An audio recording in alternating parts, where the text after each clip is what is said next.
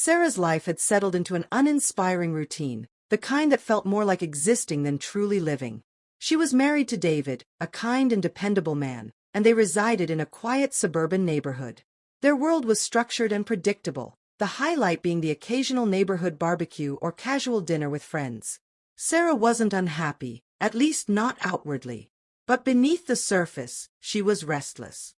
Her days felt like a monotonous cycle, and the suffocating boredom began to seep into her soul, leaving her yearning for something, anything, different. This yearning led her to a bar she'd only heard whispers about. Its reputation was shrouded in mystery, with rumors of a darker, edgier crowd who frequented it. One evening, after a particularly uneventful day, she decided to see it for herself. Dressed in an outfit that felt daring yet subtle enough not to attract undue attention, Sarah entered the dimly lit space.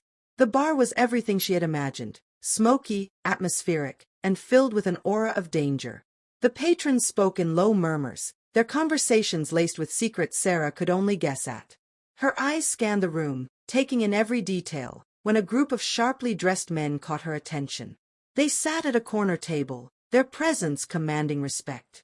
These weren't men who needed to be loud or obnoxious. Their confidence radiated silently, drawing eyes from across the room. One man, in particular, stood out. Tall, dark, and with an air of danger that both intimidated and intrigued her, he was magnetic. His gaze locked onto Sarah's, and before she knew it, he was walking toward her. His self-assured demeanor made it clear that he was used to getting what he wanted.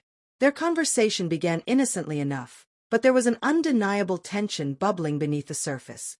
His words were laced with subtle flirtation, and Sarah found herself drawn to him in a way she hadn't felt in years. When he offered to buy her a drink, she hesitated. Accepting it would be crossing a line she had never imagined herself crossing. But wasn't that why she had come here? To do something reckless, to feel alive again?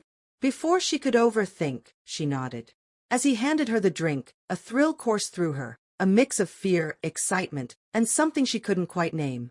Their conversation deepened, the words becoming more intimate and charged.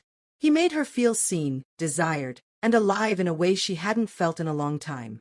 At one point, he leaned closer, his voice dropping to a near whisper, and suggested they move somewhere more private. His proposition was bold, brazen even, and it left her breathless. Logic told her to say no, to walk away.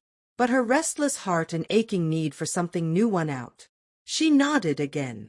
They moved to a secluded room at the back of the bar, a space that felt hidden from the world. The dim lighting and plush furniture created an atmosphere thick with tension. It was a world far removed from her usual life, a world where Sarah felt free to be someone else entirely. What happened next was a blur of emotions and sensations. The forbidden nature of it all, the thrill of stepping into uncharted territory, consumed her. When it was over, Sarah knew there was no going back. She had crossed a line, and her old life felt distant and unreachable. Later that night, Sarah stood in the darkened hallway of her home. Her heart was a storm of conflicting emotions. The familiar creak of the floorboards and the sound of David's soft snores were stark reminders of the life she had just betrayed. Guilt clawed at her, but so did the memory of the night, the thrill, the passion, the raw intensity of it all. In the bathroom, she turned on the light and stared at her reflection. Her mascara was smudged, her lips swollen, and faint marks trailed her neck and shoulders, tangible evidence of what she had done. Tears welled in her eyes as she gripped the edge of the sink, the weight of her actions crushing her. She splashed cold water on her face, trying to wash away the guilt and the memory, but neither would budge. Her phone buzzed on the counter. With trembling hands, she picked it up and saw a message from an unknown number. "You were unforgettable. Don't forget who you are now. If you want more, you know where to find us." Her breath hitched, a mix of fear and excitement coursing through her. She quickly deleted the message and stuffed the phone in her pocket, just as David's voice called out from the living room. "Sarah, are you still up?" She forced a smile as she walked out, her voice steady despite the chaos inside her. "Yeah, I'm here." David sat up, rubbing his eyes. "You okay? You were out late." "Yeah," she lied, her tone light and casual. "Just needed some air." He nodded sleepily, unaware of the truth. As she kissed his forehead and whispered, "I love you," the words felt hollow. The next morning, Sarah went through her routine in a daze. She sipped her coffee, forcing a cheerful tone as David studied her. "You seem off. Is everything okay?" he asked. She quickly reassured him, but her phone buzzed again. Another message from the same number. "Tonight, 10 p.m. The Blackthorn." Her stomach churned as she turned the phone face down. David noticed but didn't press. The rest of the day passed in a haze, but Sarah couldn't shake the feeling that her carefully constructed life was beginning to unravel.